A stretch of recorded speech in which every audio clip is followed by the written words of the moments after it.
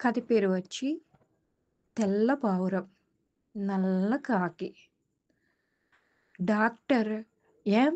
హరికిషన్ గారు తన పిల్లల కోసం సొంతంగా ఈ కథ రాశారు. అనగనగా ఒక అడవిలో ఒక పెద్ద మర్రి చెట్టు ఉంది. ఆ మర్రి చెట్టు మీద ఒక పావురము, ఒక కాకి గూడు కట్టుకుని నివసించేవి. పావురమేమో తెల్లగా, అందంగా ఉండేది. పావురానికి నలుపు కాకి అన్నా, దాని అరుపులన్నా చాలా చిరాకు. అది కాకితో అస్సలు మాటలు కలిపేది కాదు. పలకరించినా విసుగ్గా మొహం తిప్పుకుని వెళ్ళిపోయేది. ఆ పావురానికి 2 చిన్న పిల్లలున్నాయి. రోజు పొద్దున్నే ఆ పిల్లలకు ఆహారం తేవడం కోసం పావురం బయటకు పోయేది. పళ్ళు, గింజలు తెచ్చి పిల్లలకి కొసరి కొసరి తినిపించేది. పిల్లలను బాగా చూసుకునేది. ఒకరోజు పొద్దున్నే పావురం ఎప్పటిలాగే బయటికి ఆహారం కోసం బయలుదేరింది. ఆ రోజు అనుకోకుండా పెద్ద గాలివాన వచ్చింది. దాని దెబ్బకు పావురం గూడు చెదిరింది. పాపం గూట్లోని పిల్లలు కింద పడ్డాయి.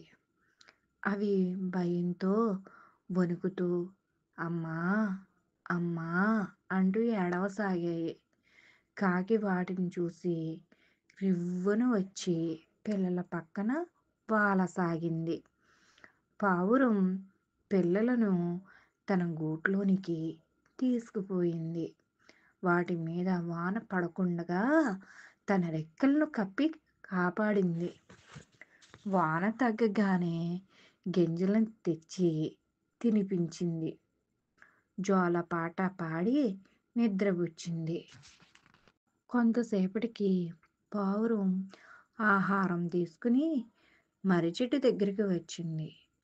నేల మీద పడిన గూడుని చూసి ఒక్కసారిగా అదిరిపడింది.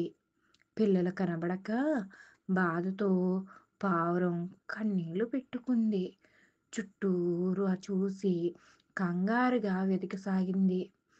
ఇంతలో పావురం దగ్గరకు వచ్చింది. భయపడకు, నీ పిల్లలు నా గూట్లో హాయిగా ఉన్నాయి అని చెప్పింది. పావురం సంతోషంగా పరిగెత్తుకుంటూ పిల్లలను చేరింది. ఒళ్ళంతా ముద్దులు పెట్టింది. పిల్లలు అమ్మకు జరిగిందంతా చెప్పాయి. దానితో పావురానికి బయటికి కనపడే రూపం కన్నా లోపల ఉండే మనసు గొప్పదని తెలిసి వచ్చింది.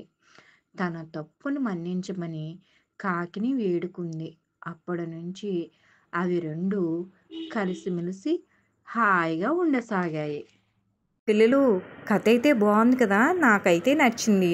మీకు కూడా నచ్చినట్లయితే లైక్ కొట్టి సబ్స్క్రైబ్ చేసుకోండి. కొత్త కథలు వినాలి కదా మరి.